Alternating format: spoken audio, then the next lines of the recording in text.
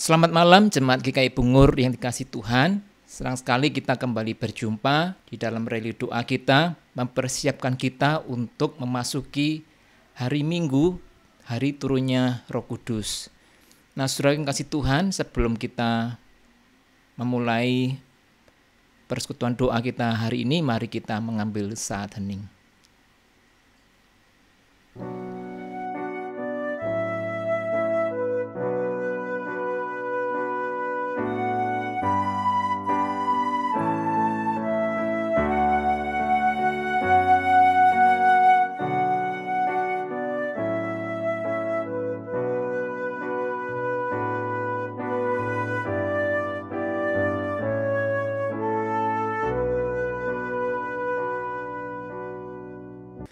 Saudara yang kasih Tuhan, lagu-lagu nyanyian yang kita nyanyikan hari ini adalah lagu dengan metode atau dengan gaya TC.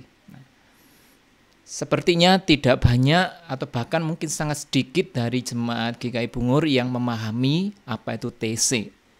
Nah, saudaraku yang kasih Tuhan, TC itu adalah bukan sebuah aliran tertentu dari kekristenan, tetapi sebuah komunitas yang ada di sebuah kota di daerah Prancis. Sangat jauh, masih ratusan kilometer dari kota Prancis.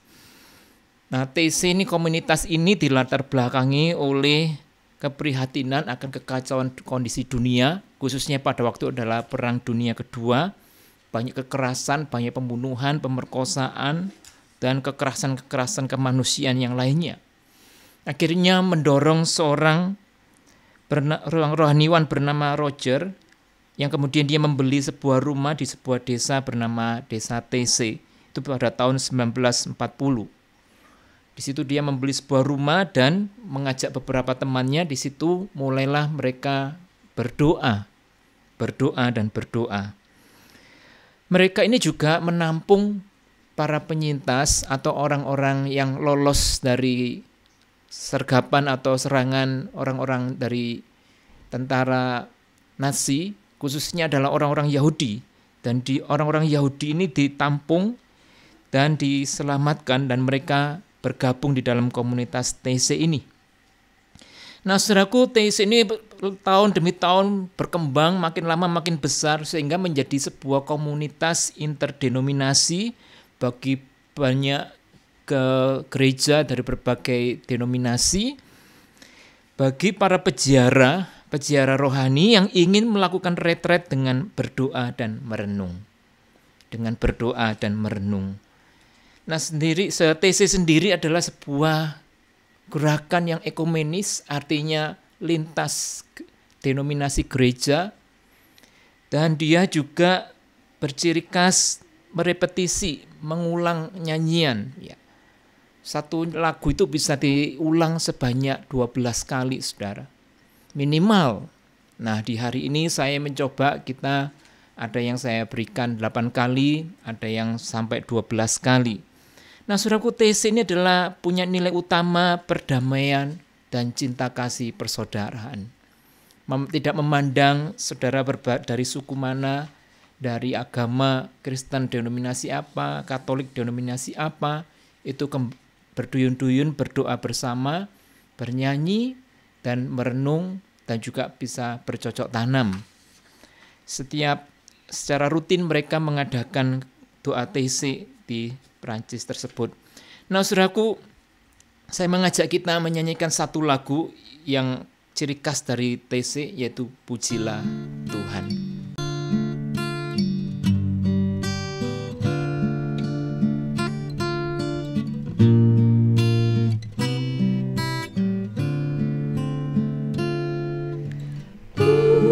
Pujilah Tuhan, pujilah nama-Nya, pujilah Tuhan yang memberiku hidup.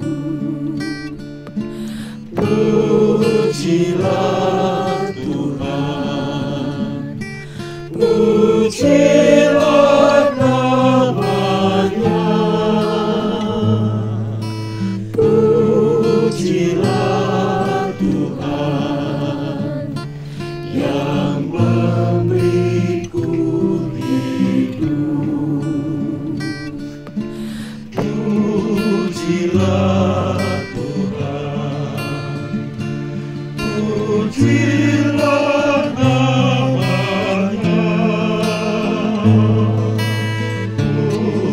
Pujilah Tuhan yang memberiku hidup.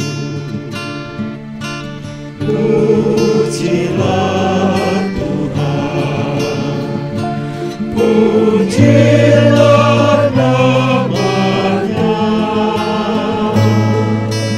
Pujilah Tuhan yang memberiku hidup.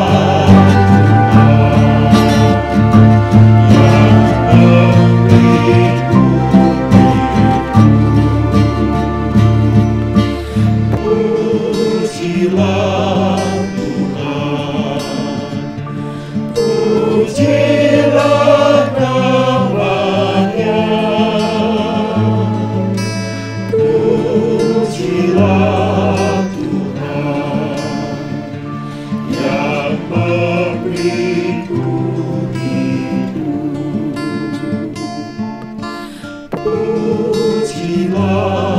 Tuhan, pujilah namanya. Pujilah Tuhan yang memberiku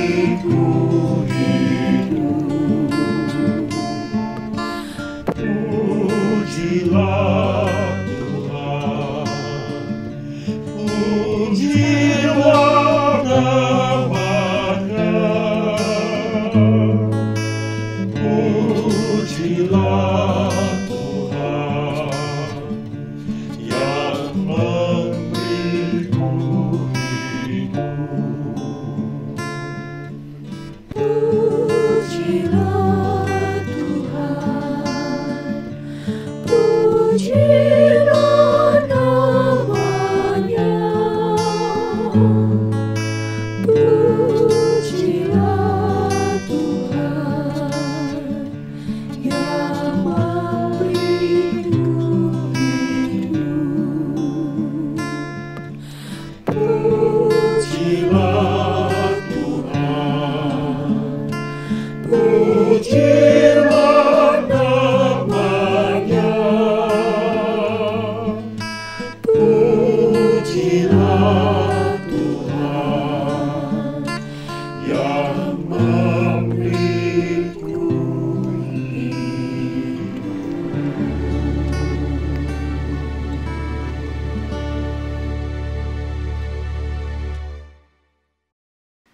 Ya Tuhan, inilah kami yang menghadap hadirat-Mu, memuji nama-Mu, menyembah dan mengaku bahwa Engkau memberikan kehidupan kepada kami. Namun Tuhan, kami juga mengakui kami melakukan kesalahan, kami melakukan pelanggaran dalam pikiran kami, benak kami, dalam maksud kami, motivasi kami yang mungkin tidak ada orang yang tahu. Kiranya Tuhan kasihani kami, berikan kami hati seorang murid yang mau belajar, menjadi murid-murid Tuhan yang mau bertumbuh. Berkatilah kami Tuhan. Dalam nama Tuhan Yesus kami berdoa. Amin. Nah, pokok doa yang pertama kita bersyukur untuk GKI Bungur. Beberapa waktu lalu berulang tahun ke-69.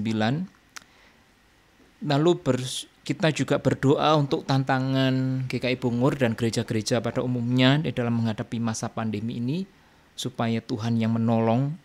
Dan juga kita berdoa untuk ibadah Pentakosta pada hari Minggu ini 23 Mei, semoga berjalan dengan baik. Mari kita berdoa. Tuhan, kami sekali lagi mengingat kasih setia Tuhan untuk GKI Bungur boleh menginjakkan usia ke-69. Semua adalah kasih karunia-Mu Tuhan. Kiranya Tuhan, kasih karunia-Mu itu menolong kami untuk lebih sungguh-sungguh lagi menggarap pekerjaan Tuhan, khususnya di dalam konteks GKI Bungur. Kiranya program pemuritan yang mereka rencanakan ini, Tuhan yang mempertajam, Tuhan yang menolong supaya mereka bisa mewujudkannya dengan baik.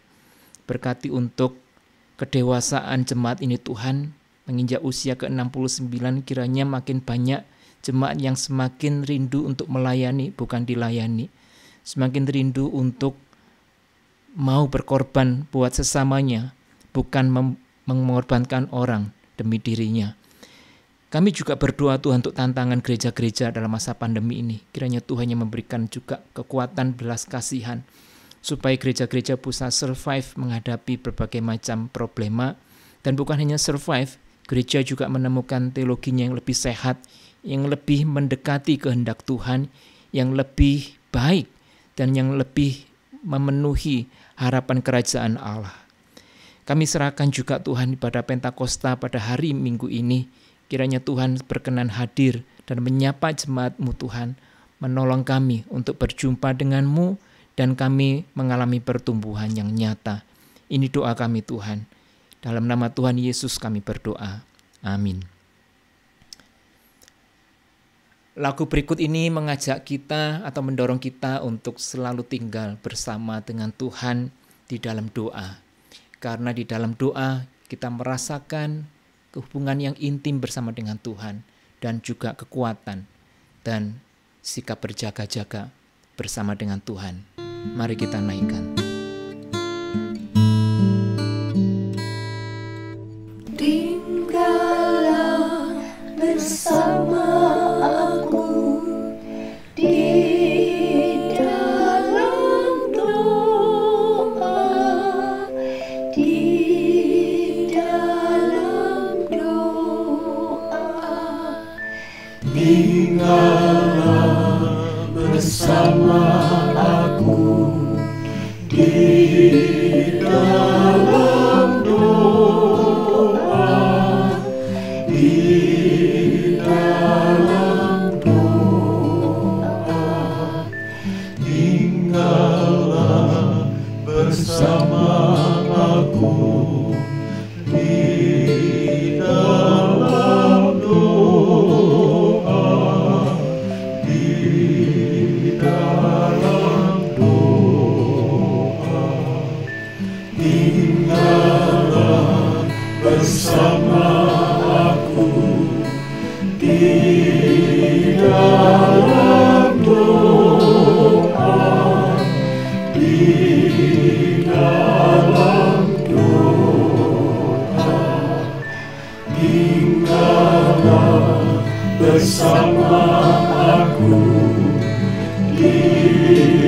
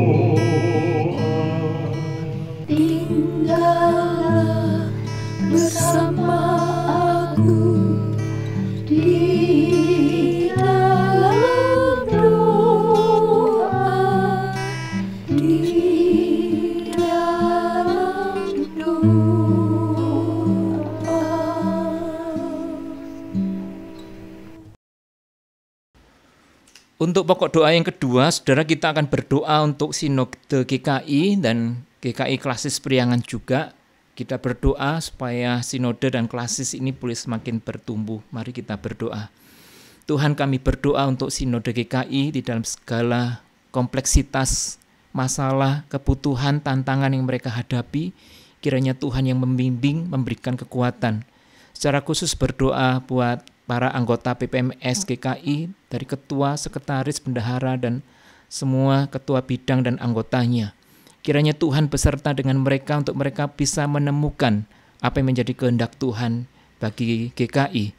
Berkati Tuhan juga untuk Jawa Barat, GKI Jawa Barat dalam pergumulannya, panggilannya, tantangannya, dan bersyukur Tuhan sudah memakai instansi Rumah Sakit Ukrida menjadi berkat bagi bangsa ini, menyapa orang-orang yang sakit sehingga mereka bisa mendapatkan kesembuhan, memberikan kesempatan orang memiliki kehidupan yang lebih sehat dan lebih baik. Kami berdoa juga untuk GKI Klasis Priangan, di mana GKI Bungur juga terhisap di dalamnya. Kiranya Tuhan menolong GKI Klasis Priangan ini supaya boleh menemukan kehendak Tuhan, berbagai macam tantangan, kesulitan yang ada. Kiranya Tuhan memberikan pimpinan dan pertolongan tepat pada waktunya. Berkati juga untuk rencana atau proses perpindahan anggota personalia PPMK di tahun 2021 ini. Kiranya Engkau yang menolong anggota tim P3 yang akan mengurus dan mengelola hal ini, supaya didapat calon-calon personalia yang baik, yang membuat Klasis Priangan semakin baik, semakin menemukan apa arti dan panggilan hidup dari Klasis Priangan ini bagi kemuliaan-Mu Tuhan. Ini doa kami Tuhan yang kami naikkan dalam nama Tuhan Yesus. Amin. Lagu TC berikutnya ini mengangkat sebuah permintaan atau permohonan agar terang dari Kristus, terang Sang Pelita hati kita itu membuat kita dikuasai olehnya dan bukan dikuasai oleh kegelapan.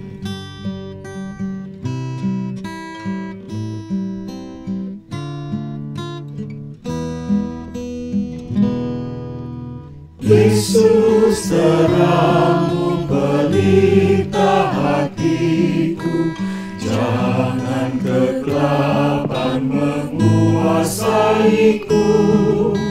Yesus terangmu pelita hatiku, Dia selalu ku sambut cintamu. Yesus terangmu pelita hatiku, jangan kegelapan menguasaiku. Yesus terangmu pelita hatiku, Dia selalu ku sambut cintamu. Yesus terangmu pelita hatiku, jangan kegelapan menguasaiku. Yesus terangmu pelita hatiku, Dia selalu ku sambut cintamu. Yesus terangmu pelita hatiku, jangan kegelapan menguasaiku. Yesus terangmu pelita hatiku, Dia selalu ku sambut cintamu. Yesus terangmu pelita hatiku, jangan kegelapan menguasaiku. Yesus terangmu pelita hatiku, Dia selalu ku sambut cintamu. Yesus terangmu pelita hatiku, jangan kegelapan menguasaiku. Yesus terang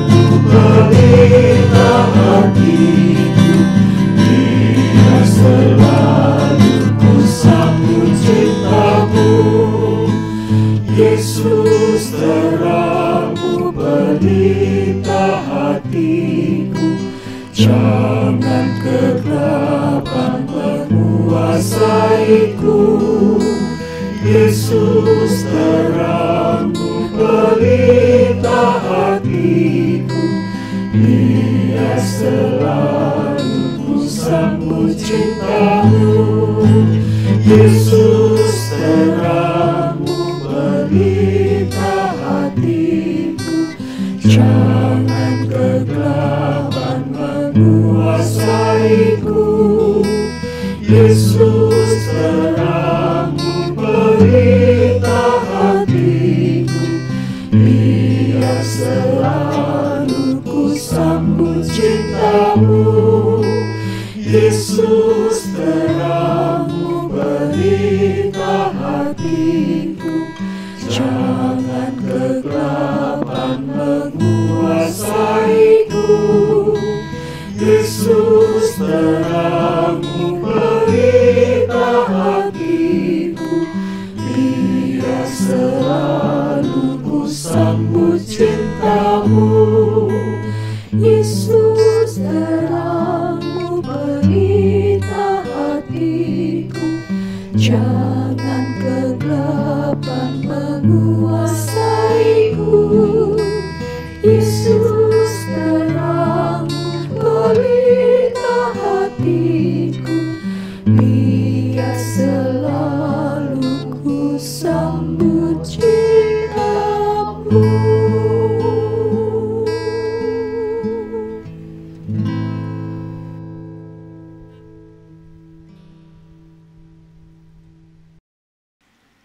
Saudara, untuk pokok doa yang ketiga, kita berdoa untuk kondisi pandemi di dunia dan juga berbagai banyak bencana kehilangan yang dialami oleh orang-orang dan masyarakat, bahkan tak terkecuali mungkin jemaat kita sendiri, anggota keluarga kita sendiri. Kita berdoa supaya Tuhan yang memberikan kekuatan, hikmat, dan sukacita dalam setiap situasi hidup ini.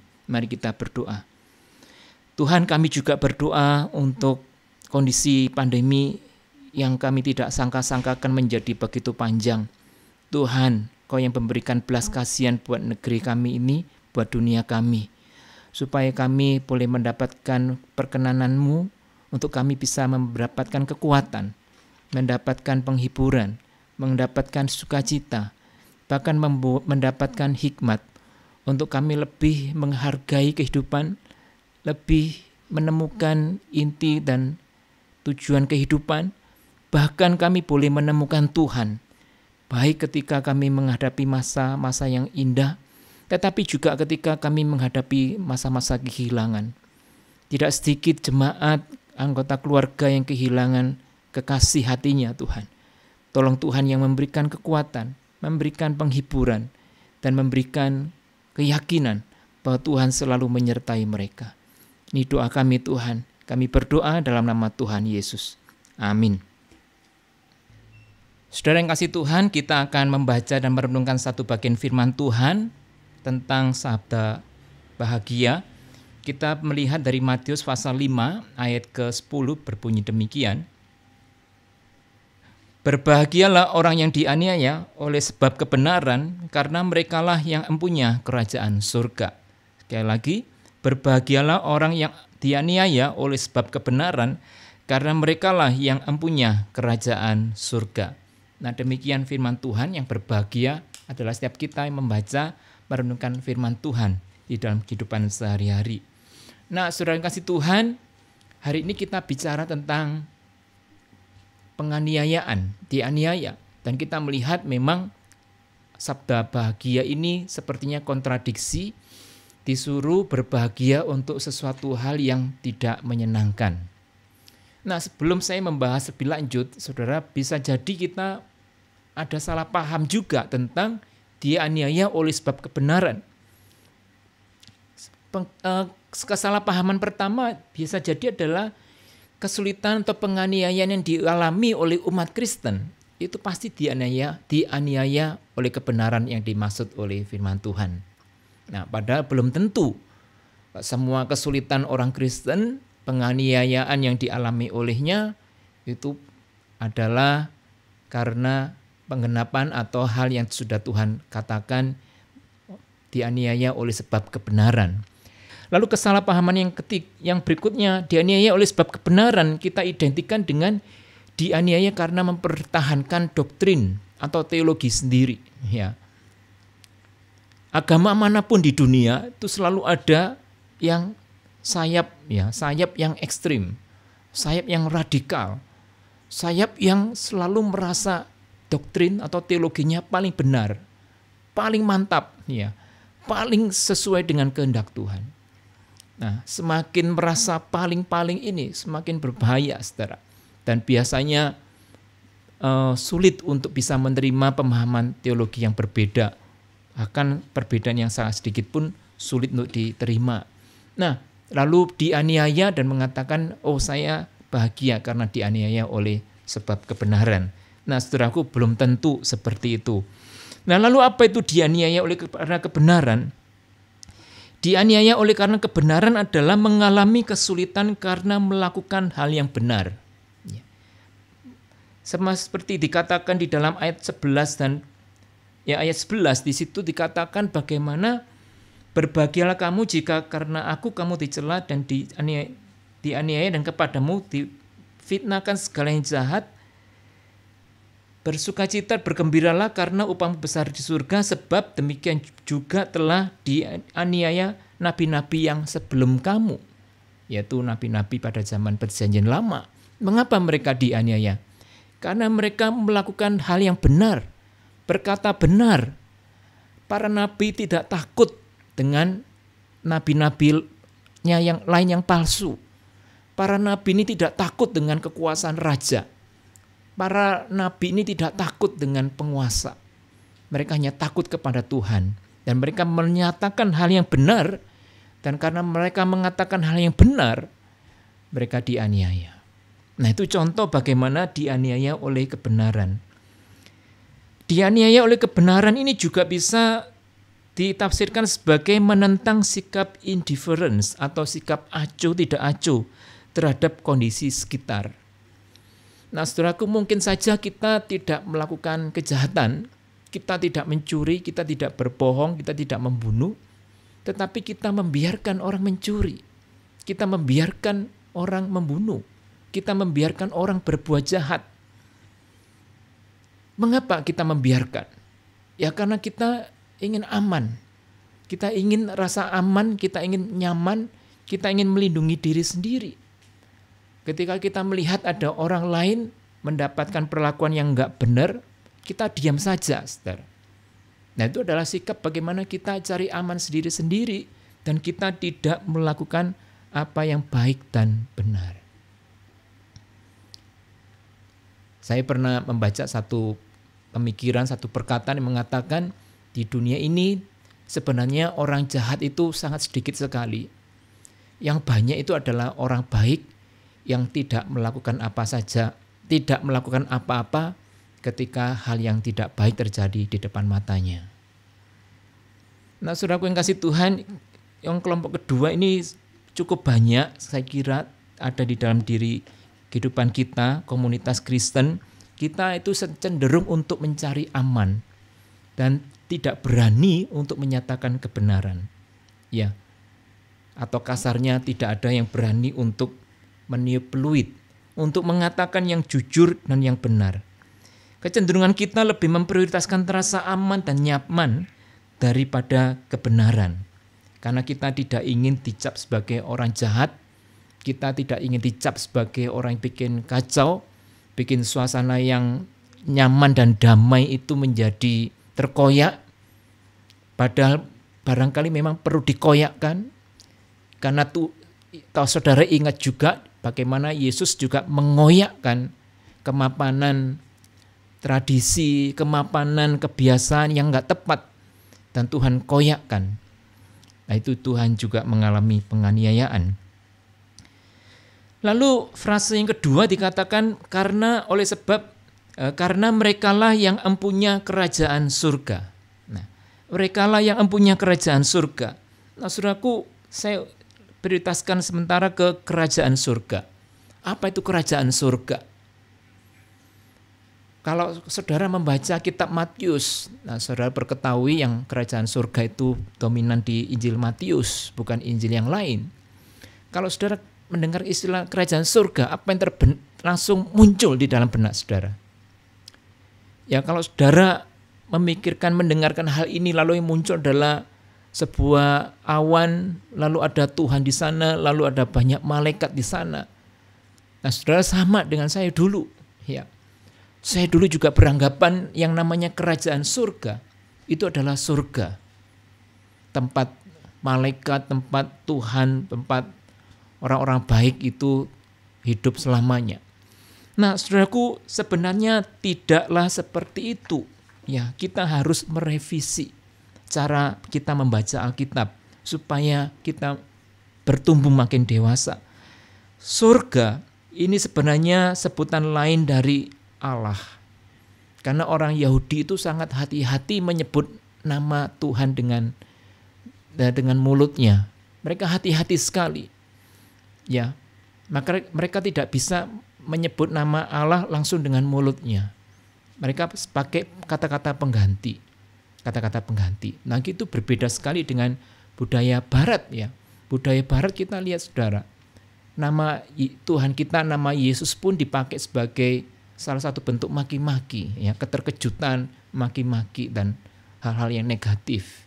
Hal seperti itu tidak bakal pernah terjadi ya, dalam diri umat Israel, umat Yahudi, umat Tuhan itu. Nah, jadi surga ini adalah sebutan lain dari Allah, sehingga kerajaan surga ini adalah kerajaan Allah, bukan surga. Kerajaan surga itu bukan surga. Kerajaan surga adalah kerajaan Allah. Dan kerajaan surga atau kerajaan Allah ini adalah sebuah gagasan utama, cita-cita Tuhan, cita-cita Yesus juga ketika dia turun ke dalam dunia. Dan dia memproklamasikan kerajaan Allah sudah dekat. Nah, saudaraku yang kasih Tuhan, ini adalah agenda Tuhan, bagaimana kerajaan Allah ada di dalam dunia, di mana Allah menjadi rajanya, dan saya dan saudara menjadi para pengikutnya, para muridnya. Dan kita dipanggil untuk menjadikan Allah menjadi raja di dalam keluarga kita, di dalam rumah, dalam pekerjaan kita, di dalam gereja kita. Maka saudaraku, setiap pribadi, saudara dan saya, gereja khususnya, apalagi ya saudara, mesti mengevaluasi apakah saya dan gereja kita atau GKI Bungur sudah memperjuangkan kerajaan Allah? Atau gereja-gereja lain bagaimana? Nah, saudaraku, ini sebuah pertanyaan yang sangat penting yang mungkin bisa membuat kita gelisah. Dan saya kira wajar saja ketika kita sebagai umat Tuhan mengalami kegelisahan. Betulkah kita dan gereja kita sudah berupaya untuk menegakkan kerajaan surga? Nah, saudaraku yang kasih Tuhan, agenda utama dari Tuhan itu adalah kerajaan surga, kerajaan Allah, bukan surga. Kalau saudara sebagai umat Kristen sudah bertahun-tahun menjadi umat Tuhan dan merasa bahwa kerjaan Tuhan paling penting adalah soal surga, ya, soal nanti surga. Nah, saudara sudah meleset dari maksud dan rencana Tuhan atas dunia ini. Tuhan sebegitu mencintai dunia ini, sehingga dia begitu mengasihinya dan ingin dunia yang kita huni ini menjadi dunia di mana Allah menjadi raja.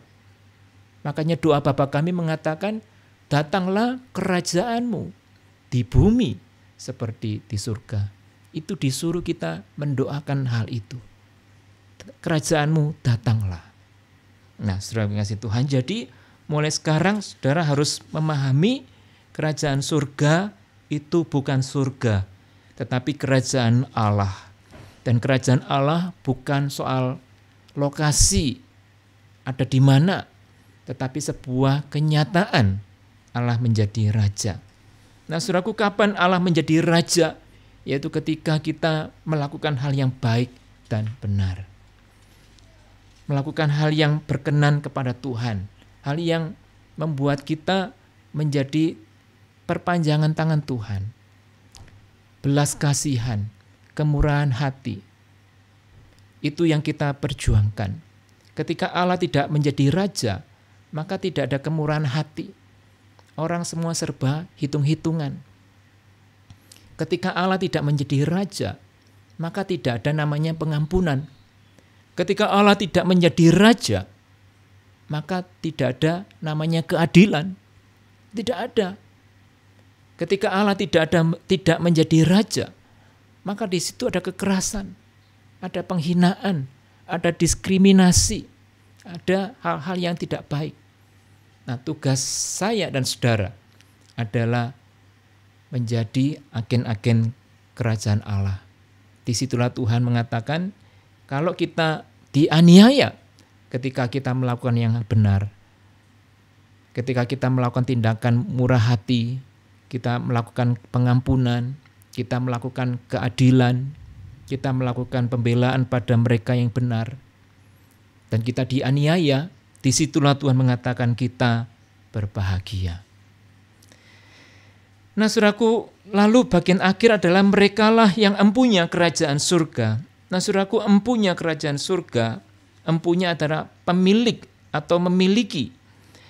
Berarti Allah telah menjadi raja di dalam hidupnya. Ini adalah sebuah statement, sebuah kondisi bahwa ketika kita dianiaya oleh karena kebenaran, oleh karena kerajaan surga, maka kita adalah pemilik atau memiliki kerajaan surga. Sekali lagi, bukan kita tinggal di surga. Betul, saudaraku, kita nanti akan tinggal di surga. Tetapi yang ada di benak Tuhan Yesus dan penulis Matius ketika menulis hal ini, bukan semata-mata mau berkata kalau kita dianiaya karena kebenaran, kita nanti akan di surga. Bukan di situ, saudara, maksudnya. Saudara harus bisa melihat dengan teliti apa yang dimaksud oleh penulis-penulis Injil. Nah, saudaraku, ini adalah sebuah perjalanan spiritual yang saya sebut pengembara spiritual yang tidak akan habis kita jalani di dalam dunia ini. Spiritualitas itu saya kira tidak hanya sekedar kita berhubungan secara intim, eksklusif bersama dengan Tuhan. Itu hanyalah salah satu sisi atau dimensi dari spiritualitas. Tetapi spiritualitas yang lebih impactful, yang lebih berdampak adalah kita melakukan hal yang baik dan benar meskipun kita mengalami penganiayaan. Disitulah spiritualitas kita, yakni ketergantungan kita kepada Tuhan, courage, keberanian kita, kemampuan kita untuk melakukan hal yang baik dan benar. Dan disitulah spiritualitas kita mengembara makin mendekati kehendak Tuhan. Nah, saudaraku, saudara ingin hidupnya bahagia, ya saya kira hidup bahagia mungkin saja bisa diraih dengan mendapatkan banyak uang, properti, mendapatkan jaminan, kemapanan dan kepastian tentang kehidupan ini. Tetapi itu bersifat sementara. Dan pandemi ini mengajarkan saudara dan saya bahwa apa yang selama ini diyakini sebagai kemapanan dan jaminan itu ternyata tidak selalu bisa seperti itu. Tetapi Tuhan ingin kita menggantungkan kebahagiaan kepada perilaku kita, sikap kita, tindakan kita di tengah-tengah kehidupan kita, di keluarga, di masyarakat, dan juga di gereja. Nah, saudaraku, mari kita menutup firman Tuhan dengan doa. Terima kasih Tuhan, Engkau sudah berbicara kepada kami. Pakailah firman-Mu ini untuk berbicara kepada kami. Berikan kami kepekaan untuk melihat situasi-situasi yang membutuhkan kami untuk melakukan hal yang baik dan benar. Berikan kami sensitivitas yang memadai untuk bisa membedakan mana yang kami harus lakukan dan mana yang tidak perlu kami lakukan, agar kami boleh menjadi alat-alat-Mu Tuhan, instrumen-Mu untuk menegakkan kerajaan-Mu di tengah bumi ini. Berkatilah Tuhan supaya kami ini, jemaat GKI Bungur, tidak hanya merasa senang dan bersuka cita karena ada surga yang menjadi jaminan dan keyakinan kami. Tetapi juga selain daripada itu, kiranya kami dimampukan untuk semakin bertumbuh dewasa, agar kami boleh melakukan tugas dan tanggung jawab kami selama kami masih ada di dunia ini, untuk menjadi alat-Mu, menyatakan kerajaan-Mu di bumi, khususnya di bumi Indonesia ini. Inilah doa kami Tuhan, kami naikkan di dalam nama Tuhan kami, Yesus Kristus. Amin. Kita akan menutup ibadat doa hari ini dengan menaikkan satu nyanyian berjudul Datanglah Ya Roh Kudus. Ini merupakan sebuah keyakinan atau pengharapan dan keinginan supaya Roh Kudus hadir, dan itu akan tergenapi dalam peristiwa Pentakosta, bagaimana Roh Kudus turun di atas para murid dan juga sampai ke ujung-ujung dunia, bahkan sampai kepada saudara dan saya.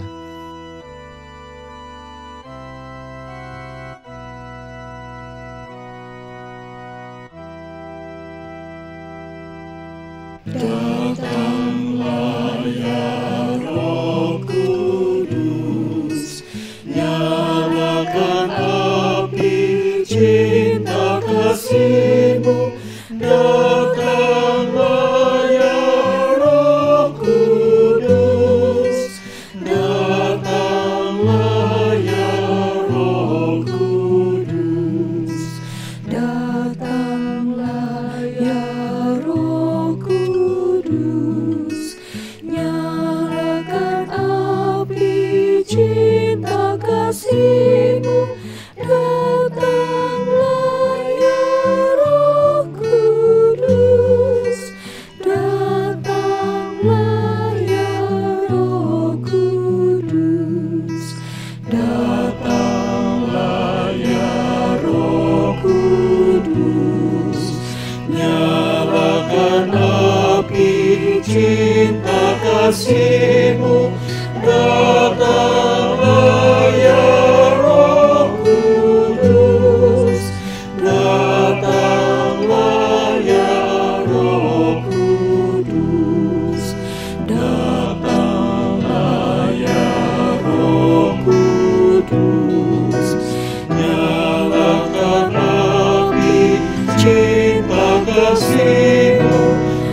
Datanglah ya Roh Kudus, datanglah ya Roh Kudus, datanglah ya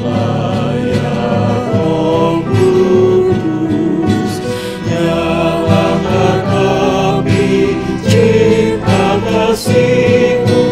Datanglah ya Roh Kudus, datanglah ya Roh Kudus, datanglah ya Roh Kudus, nyalakan api cinta kasih-Mu. Datanglah ya Roh Kudus, datanglah ya Roh Kudus,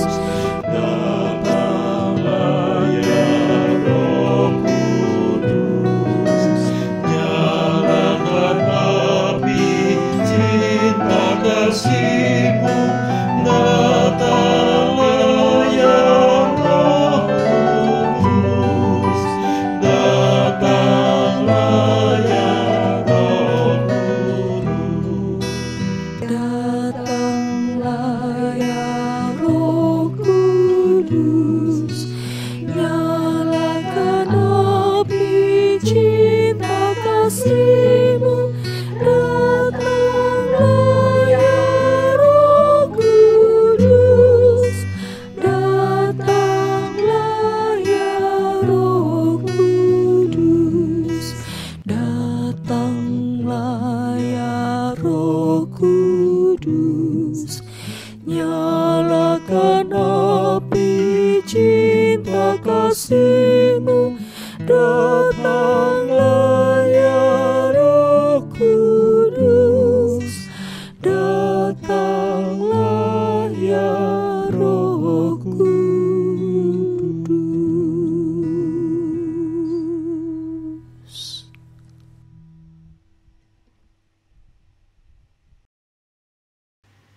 Ya Roh Kudus, Engkaulah pribadi yang begitu indah dan begitu bijak, begitu baik, begitu murah hati. Engkau memberikan anugerah-Mu dan berkenan tinggal di dalam hati kami. Peristiwa Pentakosta mengingatkan kami betapa Engkau rindu untuk meluaskan kuasa-Mu di tengah pribadi kami, bahkan di dunia ini. Berkati Tuhan, kami menyambut Pentakosta ini dalam ucapan syukur, karena Engkau sudah menyatakan anugerah-Mu kepada kami. Demi Yesus Kristus kami berdoa. Amin. Cinta kasih